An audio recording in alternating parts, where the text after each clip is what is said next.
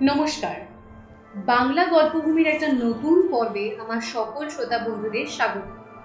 আশা করি আপনারা ভালো আছেন, সুস্থ আছেন। আমি রিয়া। আজকে আমি আবার একটা নতুন গল্প নিয়ে ফিরে এসেছি। আজকের গল্পের লেখক সুনীল গঙ্গোপাধ্যায়। গল্পের নাম রানী ও অবিনাশ। চলুন তাহলে আর বেশি দেরি না করে গল্পটা শুরু করা যাক। অবিনাশের চেহারাটা এমনিতেই বেশ লম্বা, রাস্তা পেরিয়ে গেছে। সকাল 10:30 বাজে। এখন সকলেরই ছায়া ছোট ছোট, আর একটু বাদেই বিন্দু হয়ে যাবে। অথচ অবিনাশের ছায়াটা এমন বিচ্ছিরি লম্বা হলো কি করে? রাত্রির দিকে পিছন থেকে আলো পড়লে ছায়া আপনি লম্বা হয়ে যায়, অনেক সময় অতিকায় 50-60 ফুট পর্যন্ত। কিন্তু এখন সূর্য প্রায় মাথার ওপরে। অবিনাশ এদিক ওদিক তাকিয়ে আলাদা কোনো আলোর খোঁজ করল, কিছুই নেই। তাহলে কি করে এত বড় ছায়া? পিচের রাস্তা পেরিয়ে ওপাশের গ্যাস পোস্ট পর্যন্ত পৌঁছে গেছে তার মাথা। যাই হোক, ও নিয়ে আর অবিনাশ ব্যস্ত হল না। বিজ্ঞানের আবিষ্কার যত বেশি হচ্ছে ততই অলৌকিকের সংখ্যা বেড়ে যাচ্ছে। সে ভাবল, ভারী ভারী বাসগুলো তার ছায়ার উপর দিয়ে চলে যাচ্ছে। অনেক ব্যস্ত মানুষ, রিক্সা, এমনকি ঠেলা গাড়িগুলোও চলে যাচ্ছে তার ছায়ার বাঁ কাঁধের ছায়া মারিয়ে। যাই হোক, ব্যথা তো আর লাগছে না। তবুও অবিনাশ কয়েকবার সরে সরে দাঁড়াল। প্রজাপতি রাঙা ছোট ছোট মেয়েরা স্কুল ছুটির পর বেরিয়ে আসছে। অবিনাশ দ্রুত চোখ চালিয়ে দিচ্ছে ওদের মধ্যে একবার। না, সর্দারনীরা এখনো বেরোয়। মেয়েদের সাইজ ক্রমশ বড় হচ্ছে। কচি কচি মেয়েদের পর এখন আসছে ডাঁসা মেয়ে। 1-2 থেকে ক্লাস 9-10 মেয়েদের ছুটি হয়ে গেল। এমনকি 2-1টা মেয়ের চেহারা দেখে এখন আর ছাত্রী কি মাস্টারনি বোঝা যায় না। আচ্ছা, এমনও তো হতে পারে রানী আজ স্কুলে আসেনি, অথবা অন্য স্কুলে চাকরি নিয়ে চলে গেছে। কতদিন আগেকার শোনা খবরে এসেছে অবিনাশ। অথবা রানী হয়তো এখন আর চাকরি টাকরি করে না। ওর স্বামীর এতদিনে যথেষ্ট পদোন্নতি হওয়ার কথা। অফিসারদের বউদের কি আর মাস্টারি করলে মানায়? কিন্তু অবিনাশ শেষ পর্যন্ত দেখে যাবে। আর মিনিট, এরপরেই তো দুপুরের ছেলেদের স্কুল শুরু হয়ে যায়। সুতরাং আর বেশিক্ষণ নিশ্চিত ভিতরে বসে থাকবে না রানী, যদি স্কুলে এসে থাকে। প্রথমে যেমন জাহাজের মাস্তুলটুকু দেখা যায়, তেমনি দূরে অবিনাশ দেখতে পেল রঙিন প্যারাসোল, একটি সুডোল হাত। মুখ না দেখতে পেলেও অবিনাশ চিনতে পেরেছে। ওই হাঁটার ভঙ্গিটা তার খুব চেনা। হ্যাঁ, এখনো বেশ শৌখিন আছে দেখছি। চমৎকার কায়দায় শাড়িটা পরেছে, ফুল হাতা মিড ভিক্টোরিয়ান ব্লাউজ, আর শান্তিনিকেতনের চটি। স্কুলে কাজ করলে তো এসব শখ বেশি দিন থাকে না। দিদিমণি দেখাচ্ছে না, যা হোক, তবে একটু মোটা হয়েছে ঠিকই। অবিনাশ এগিয়ে গেল না, আর একটা সিগারেট ধরালো। আগে চোখাচোখি হোক না। আধ ঘন্টার ওপর অবিনাশ দাঁড়িয়ে আছে। আচ্ছা, লোকেরা কি তাকে লক্ষ্য করছে? পাড়ার ছোড়ারা আবার আওয়াজ না দেয়। রানী কিন্তু এদিকে তাকালো না, ছাতা বন্ধ না করে বাসের অপেক্ষায় দাঁড়িয়ে রইল। সুতরাং অবিনাশী এগিয়ে গিয়ে ঘুরে কোনো কথা না বলে ওর সামনে দাঁড়ালো। বলল, চিনতে পারছো? এ কি তুমি? রানী যেন খুব বেশি অবাক হয়নি, কিন্তু প্রকাশ্য রাস্তাতেই অবিনাশের হাত চেপে ধরল। এতদিনে মনে পড়লো অভাগিনীকে? একটু দয়া মায়া নেই শরীরে তোমার? মেয়েটা বেঁচে আছে কি মরে গেছে একটা খবরও নিলে না। সত্যি, কতদিন পর তোমাকে দেখলুম রানী। 5 বছর 8 মাস। অবিনাশ চমৎকৃত হয়ে গেল। রানী কি প্রতিটি দিন, প্রতিটি মাস গুনছে না চপ করে মুখে যা এলো তাই বলে দিল। পরে মিলিয়ে দেখতে হবে। শেষ কবে দেখা হয়েছিল? সেই আলিপুরের ট্রামে, না শশাঙ্কের বিয়ের সময়, নাকি? ছাক, যাই হোক, এখন আর এসব ভেবে কি লাভ। রানী ওর বাহু ছুঁয়ে আছে। অভিনাশেরও ইচ্ছে করলো রানীর কাঁধে হাত রাখতে, কিন্তু এইভাবে রাস্তায় ওর ছাত্রী ফাত্রী বোধহয় দেখে অবাক হবে। থাক। তুমি কেমন আছো রানী? ভালো নেই। তোমার জন্য সব সময় মন কেমন করে বলেই রানী হেসে ফেলল। তারপর হাসতে হাসতেই দুষ্টুমির হাসি গোপন করতে না পেরে বলল, "হুম, বিশ্বাস হলো না তো?" সত্যিই কিন্তু হেসে ফেলল। কি হবে তোমার জন্য খুব মন কেমন করে? থাক, আর ইয়ার্কি করতে হবে না। শরীরটা নষ্ট করলে কেন? এইরকম মোটা হতে হয়? কি সুন্দর ফিগার ছিল তোমার, এখন এত বড় বড়। এই, অসভ্যতা করো না তো, লোকজন শুনতে পাবে। কি হবে আর এই পোড়া শরীরের দিকে নজর দিয়ে? আর তো আমার কেউ স্বস্তি করার লোক নেই, আমি এখন ঘরের বউ। কেন? স্কুলের সেক্রেটারি, তিনি বাড়িতে মাঝে মাঝে চা খেতে ডাকেন না? কিংবা পাড়ার ছেলে, স্বামীর বন্ধু, অথবা পাশের ফ্ল্যাটের কোনো সঙ্গীত রসিক? তোমার স্থাবক নিশ্চিত এখনো অসংখ্য। না। রানী ছদ্ম ম্লান গলায় বলল, আবিসিনিয়ার রাজকুমার ছাড়া আমার রূপের প্রশংসা আর কেউ করেনি। এটা একটা পুরনো ঠাট্টা। রানীর চেহারাটা ছেলেবেলায় ছিল ভারী সুন্দর। খুব কোঁকড়ানো চুল আর ফর্সা রঙের জন্য ওকে অনেকটা রানী এলিজাবেথের মতোই দেখাতো। ওর নাম আসলে প্রতিমা, কিন্তু সবাই রানী রানী বলেই ডাকে।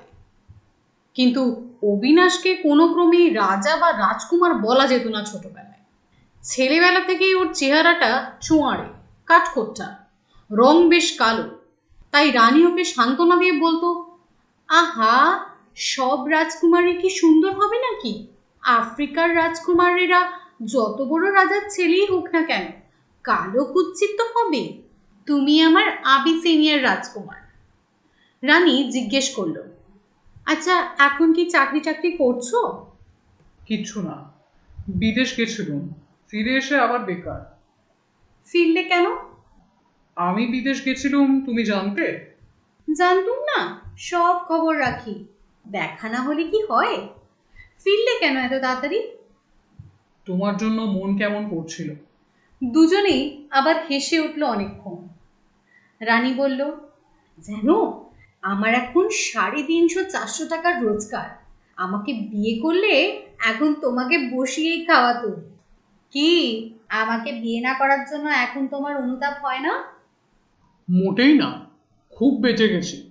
প্রথম প্রথম তুমি যখন ওই ফুৎকোটাকে বিয়ে করলে, প্রথম 2-3 মাস ভীষণ কষ্ট হয়েছিল। মনে হতো অবিশ্বাসিনী ছলনাময়ী নারী, বুক ফেটে যেত। মনে হতো সব মেয়েই একরকম। তারপর বুঝতে পারলাম খুব বেঁচে গেছি। উফ, বন্ধু বান্ধবদের তো দেখছি বিয়ে করে এক একজন লেদরুশ হয়ে যাচ্ছে। কিরকম বোকা বোকা তেল তেলে মুখ হচ্ছে এক একজন। আমি কত খোলা হাত পা আছি, যখন খুশি বাড়ি ফিরতে পারি। জামার তলায় ময়লা গেঞ্জি পরলে ক্ষতি নেই। পকেটে পয়সা থাকুক বা না থাকুক, যে কোনো মেয়ের সঙ্গে প্রেম করতে পারি। ইস, কি নিষ্ঠুর রে বাবা। অন্তত মিথ্যা করেও তো বলতে পারো আমার জন্য কষ্ট হয় তোমার। মিথ্যে কথা বলার কি আর বয়স আছে? বুড়ো হয়ে গেলুম প্রায়। আমার বয়স 32, তোমার তো 28, নাকি আরো বেশি? তখন বয়স বাড়িয়েছিলে। এখন সে সন্দেহ হচ্ছে কেন? বাহ, 5 বছরে যদি কাউকে 10 বছরের বুড়ি হতে দেখি তবে সন্দেহ হবে না? যা, মিথ্যে। মোটেই 10 বছর নয়, 2-4 বছর ভারিয়েছিল। এখন আমার 30। আর প্রেম করা, বাহাদুরি তো জানি, লাজুক কথাকার। এখনো নিশ্চয়ই মেয়েদের গায়ে হাত দিতে হাত কাঁপে। আমি তো তোমাকে প্রথম সিডিউস করেছিল বাবা, তাও কি ভয়। সেদিন আর নেই।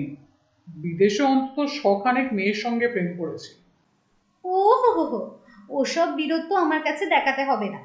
আমার চেয়ে আর কেউ বেশি চেনে না তোমাকে। একটু থেমে রইল দুজনে।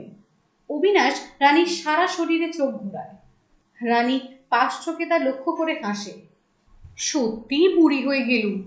স্কুলে যখন মাস্টারনি সেজে বসে থাকি গম্ভীর হয়ে, এক এক সময় কিরকম হাসি পায়। আচ্ছা, জীবন কাটিয়ে দেওয়া তাহলে এত সহজ? এই কালকে যেন একটা মজার ঘটনা ঘটেছিল। ক্লাস 10-এর মেয়েরা একটা কাগজ গোপনে চালাচালি করছিল। আমি ধরে ফেললুম।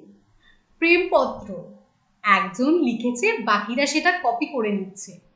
খুব বকুনি দিলাম। আসলে কিন্তু মনে মনে খুব খুব করে হাসছিলাম।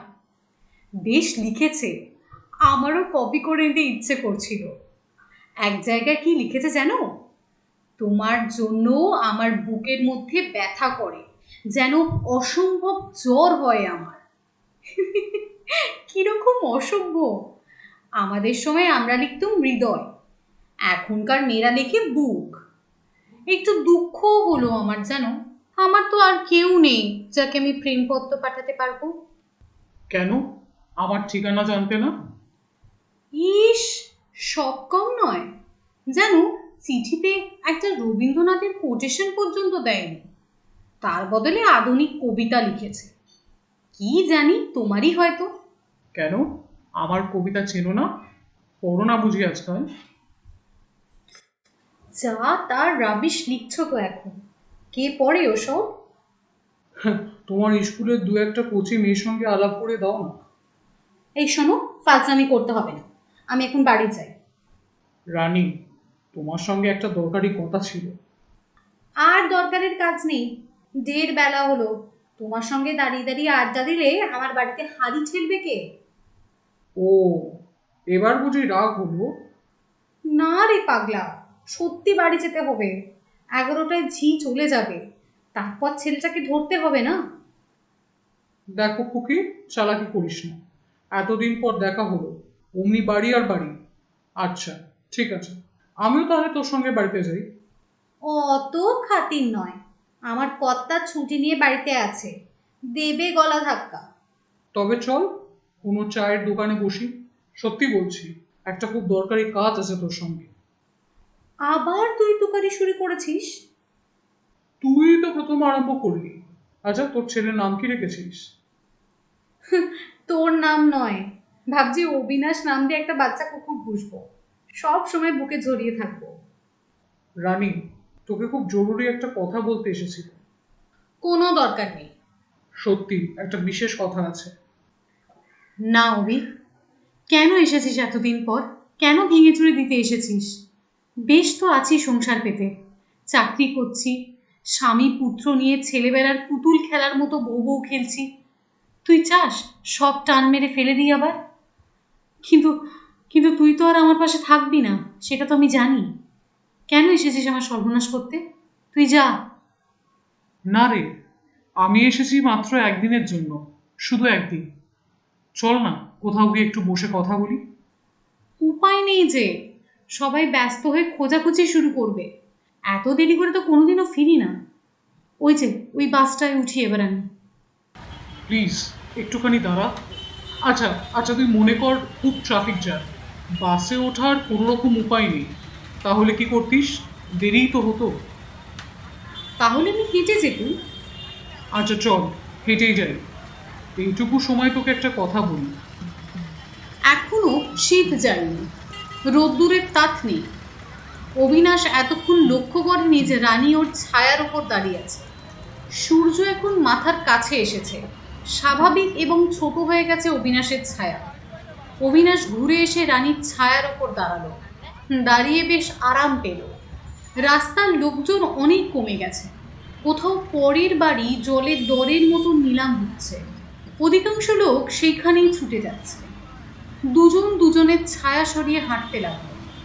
রানী ওর রঙিন ছাতাটা অল্প অল্প দোলাচ্ছে। অবিনাশ ওর সুন্দর কারুকাজ করা হাত ব্যাগটা টেনে নিয়ে বলল, দেখি কি আছে। ঠোঁট উল্টে রানী বলল, উফ, কিছুই নেই, কি আর থাকবে। বাড়ি থেকে স্কুল আর স্কুল থেকে বাড়ি যাই, কটা খুচরো পয়সা আছে। ভেবেছিলুম কটা টাকা চুরি করবো। এক সময় তো অনেক চুরি করেছো বাবু। তা সত্যি, অনেক টাকা নিয়েছি তোর কাছ থেকে রানী। কেন আজ দেরি করিয়ে দিলি? এতক্ষণে কবে বাড়ি পৌঁছে যেতুম। সত্যিই তোর ইচ্ছে করছে না আমার সঙ্গে থাকতে? এক সময় তো আমার সঙ্গে দেখা করার জন্য ছটফট করতিস। ছেলেবেলায় ওরকম হয়। হাহ, আগে তো বৃষ্টির জন্য ছটফট করতুম, এখন বৃষ্টি পড়লে বিরক্ত লাগে। অবিনাশ হঠাৎ গম্ভীর গলায় ডাকলো, রানী। রানী তক্ষুনি জল কুলকুচি করার মতো হেসে বলল, এবার বুঝি বোকা বোকা প্রেমের কথা শুরু করবি? খবরদার, এখন আর কোকি খুচিটি নেই যে তুই ভোলাতে পারবি। কবেই বা তোকে ভোলাতে পেরেছি? ছেলেবেলা থেকেই তো তুই পাকা একটি মেয়ে। প্রেমের কথা তো তুই আমায় শিখিয়েছিস। তোর ওপরের ঠোঁটে পাতলা পাতলা ঘাম জমছে। খুব ইচ্ছে করছে তোকে একটা চুমু খাই। এতক্ষণ কথা বলছি, অথচ একটাও চুমু খাইনি তোকে। এরকম আগে কখনো হয়নি।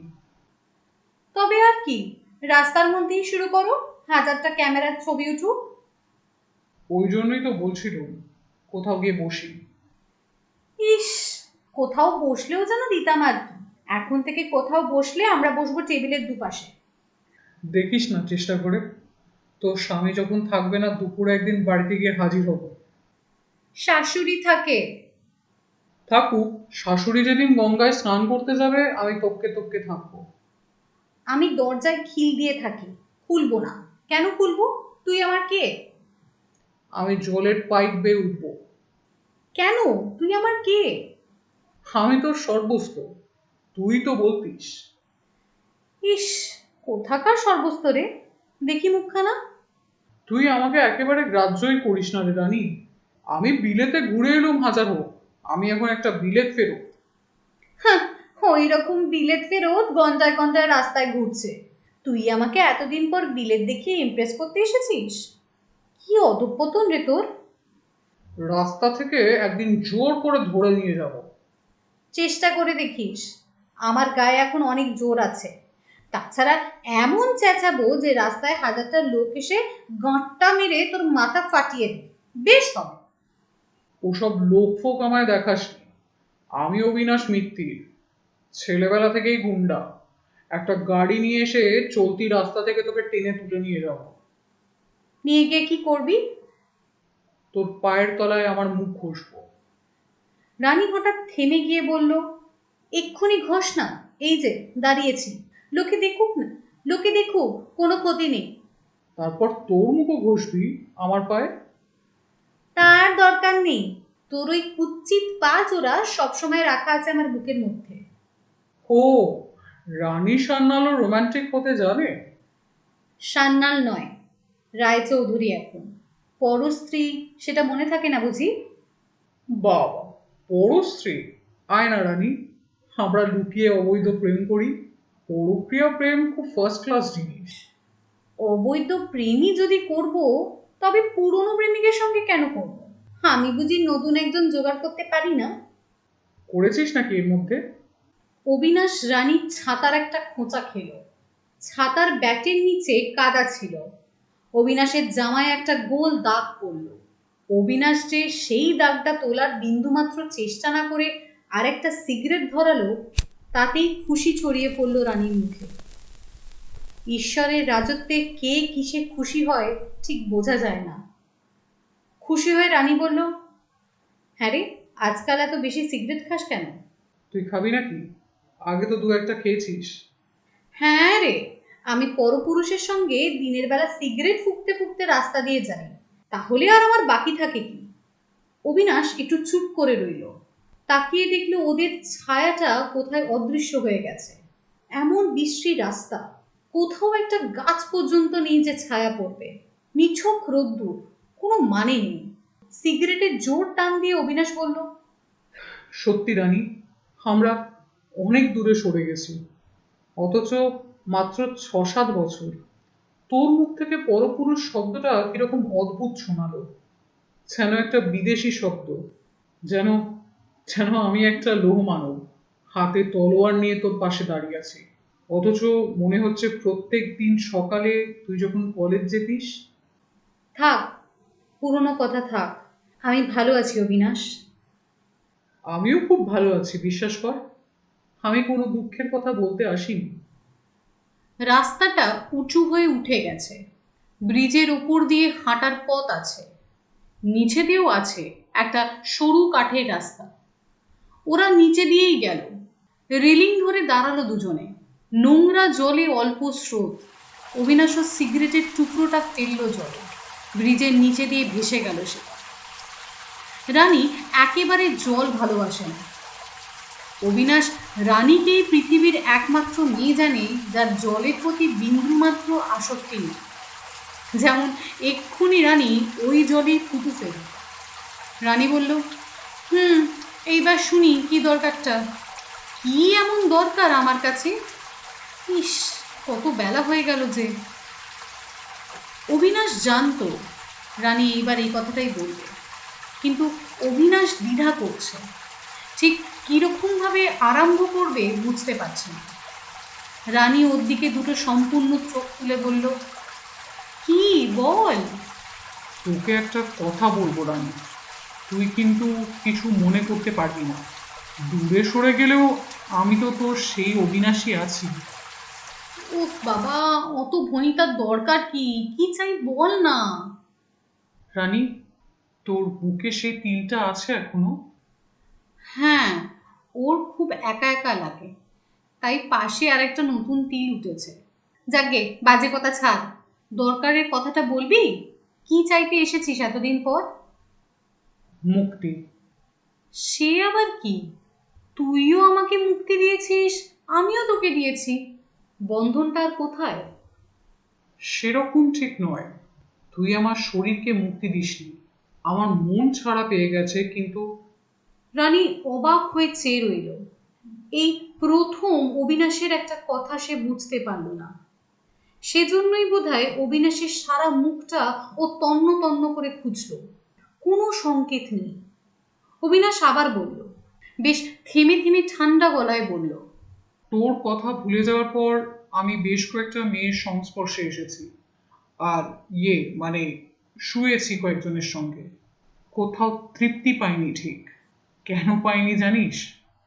সবসময় মনে হয়েছে সত্যিকারের রহস্য যেন তোর শরীরেই লুকিয়ে আছে। তোর শরীর তো আমি জানি না। এই শোন, এইবার আমি বাড়ি যাই। না না, শোন, আমার পক্ষে খুব জরুরি কথা। আমার জীবন মরণ সমস্যা। আমার পুরো ছোটবেলাটা কেটেছে তোর সঙ্গে। তোর কথা, হাসি, পাগলামি, শরীরের গন্ধ, অর্থাৎ যা কিছু ফেমিনিন, তার স্বাদ আমি তোর কাছ থেকেই পেয়েছি। তোকে মনে হতো একটা রহস্য সিন্ধুক। তোকে চুমু খেয়েছি, তোর জামার বোতাম খুলে বুকে মুখ চেপে ধরেছি। কি অসম্ভব উথাল পাতাল করতো তখন মাথার মধ্যে। ওই ছেলেবেলায় সকলের যা হয় আর কি। কিন্তু কোনোদিনও তোর সঙ্গে শুইনি, ঠিক সাহস পাইনি। ভাবতুম অতখানি আমার সইবে না। ওই অসম্ভব মাধুর্য আমাকে পাগল করে দেবে। আমি টুকরো টুকরো হয়ে যাব। ওইসব আর কি। এখন দেখ কত বদলে গেছি। চোয়ালের কাছে শক্ত দাগ পড়েছে। প্রেম ফ্রেম ঘুচে গেছে মন থেকে। মদ খেতে শিখেছি খুব। মেয়েদের এখন অন্যভাবে চাই। অর্থাৎ মেয়েদের জানতে দিতে চাই না যে ওদের কাছ থেকে আমি কতখানি পাচ্ছি। খুব গোপনে ওদের একদম বুঝতে না দিয়ে আমার যেটুকু ভীষণ দরকার আমাকে নিতেই হবে। ওরা ভাববে বুঝি সাধারণ কাণ্ড কারখানাই হচ্ছে। আসলে কাক যেমন কোকিলের ছানাকে পালন করে না জেনে, তেমনি মেয়েরা সম্পূর্ণ নিজেদের অজ্ঞাতসারে ওদের শরীরটা পুষে রাখে। কিছুই মানে বোঝে না শরীরের। আমি চাই ওরা না জেনে আমাকে একটা দুর্লভ জিনিস দিয়ে যাবে। ওদের কোনোদিন বলবোও না। কিন্তু মুশকিল হচ্ছে এই, আমি সম্পূর্ণ পাচ্ছি না কখনো। সব সময় মনে হচ্ছে কিছু বাকি থেকে যাচ্ছে। একটি সম্পূর্ণ মেয়েকে কখনো পাইনি। তখনই তোর কথা মনে পড়ে। তোর কত কি তো আমি জানি, প্রায় গোটা জীবন। কিন্তু আমি তোর সম্পূর্ণ শরীরটা জানি না। তাই মনে হয় সমস্ত রহস্য বা তৃপ্তি লেগে আছে তোর শরীরে, আমার জীবনের প্রথম নারীর কাছে। মানে, তুই কিছু মনে করিসনি তো আমি অন্য মেয়েদের সঙ্গে শুয়েছি এ কথা বললুম বলে? তুইও তো তোর স্বামীর সঙ্গে শুয়েছিস। আমি কি কিছু মনে করেছি? তুই নিশ্চয়ই আশা করিসনি যে আমি সারা জীবন তোর বিবাহে ব্রহ্মচারী হয়ে থাকবো। বয়ে গেছে আমার মনে করতে। যা, এসব প্রলাপ শুনে আমার আর লাভ কি? আমি কি করব? তুই বুঝতে পারছিস না রানী, তোর উচিত আমাকে সাহায্য করা। কি রকম সাহায্য? আমার কাছে কি চাইছিস? একটি দিন তার মানে? আমি তোর সঙ্গে একবার, তাতে কি লাভ হবে? আমি নিঃসন্দেহ হতে চাই যে আসলে তুইও খুব সাধারণ, অন্য মেয়েদেরই মতো। তোর শরীরে কোনো কিছু আলাদা রহস্য নেই। তোকে হারিয়ে অন্য মেয়েকে পেলেও আমি আসলে একটি সম্পূর্ণ মেয়েকেই পাবো, তার বেশি কিছু পাবো না। রানী হঠাৎ চোখ দুটো খুব নিচু করল, যেন ওর চোখ দুটো একেবারে ঢুকে গেল মুখমণ্ডলের মধ্যে। কপালের নিচে আর কিচ্ছু নেই, সাদা।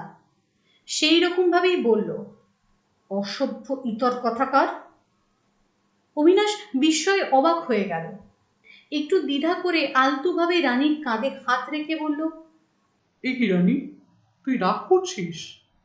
আমি কিন্তু তোকে আঘাত করার জন্য বলিনি। আসলে তুই একবার ভেবে দেখ, আমরা দুজনেই তো খুব সাধারণ, অন্যদেরই মতো।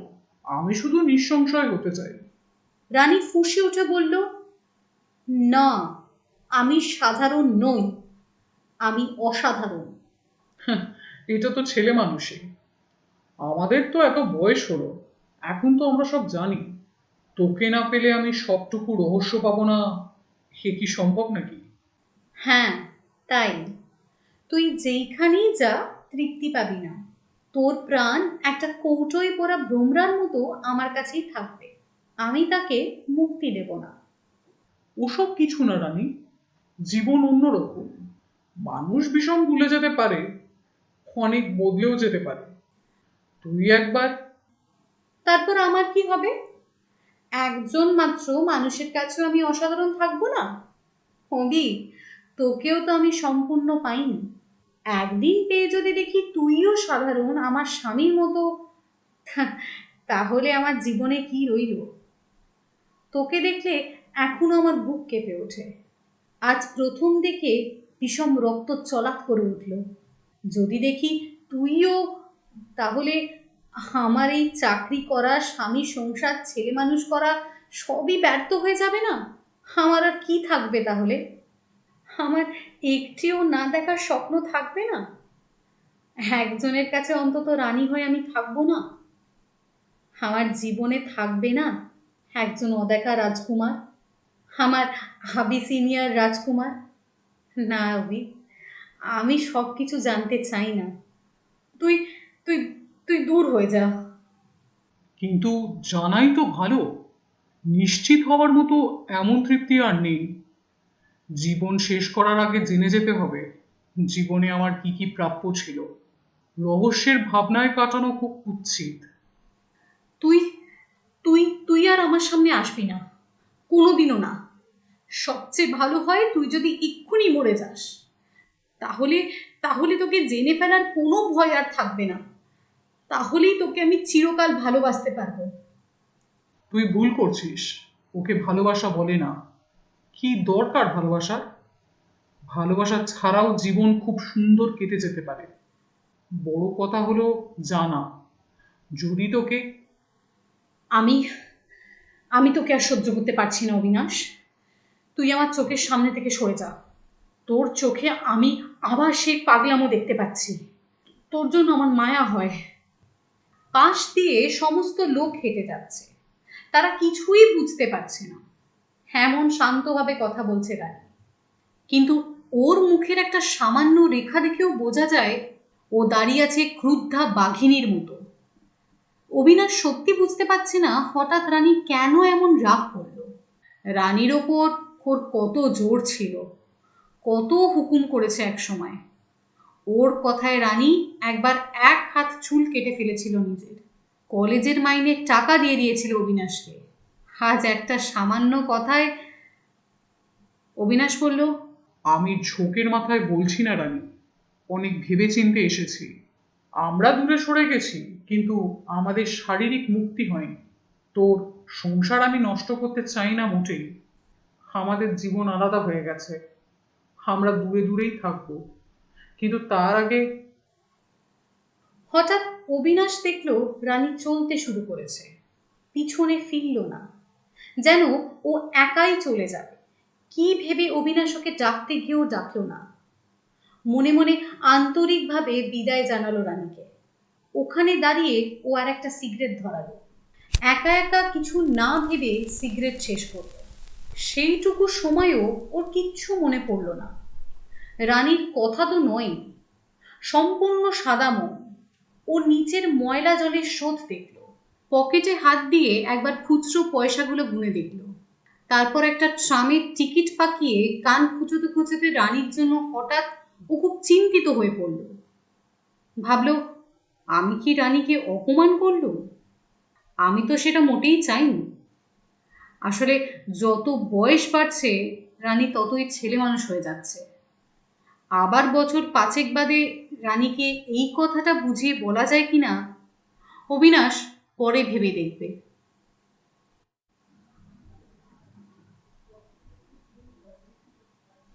আজকে আপনারা যে গল্পটা শুনলেন সেটা লিখেছেন সুনীল গঙ্গোপাধ্যায়, রানী ও অবিনাশ। আশা করছি আপনাদের সকলের গল্পটা খুব ভালো লেগেছে। যদি ভালো লেগে থাকে তাহলে প্লিজ আমার চ্যানেলটাকে সাবস্ক্রাইব করবেন, লাইক শেয়ার কমেন্ট করতেও ভুলবেন না। আমি আবার ফিরে আসবো একটা নতুন গল্প নিয়ে। গল্পটাকে শেষ পর্যন্ত শোনার জন্য অসংখ্য ধন্যবাদ। আপনারা সবাই ভালো থাকবেন, সুস্থ থাকবেন।